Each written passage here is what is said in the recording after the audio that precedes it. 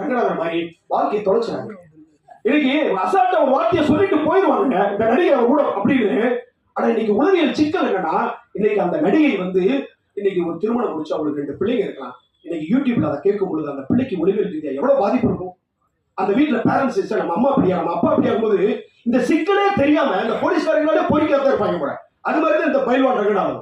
ஏன் அப்படின்னா இது என்னுடைய கடமை, எனக்கு வாய்ப்பு கொடுக்காம போ, எனக்கு அதெல்லாம் தேவையில்லை. ஆனால் சினிமா இயக்குநர்களுக்கும் நடிகர்களுக்கும் ஒரு பிரச்சனைனா நான் முதலாள குரல் கொடுப்பாங்க. அப்படித்தாக ஸ்ரீகாந்த் இன்னைக்கு வெளியில் எடுத்திருக்கேன்.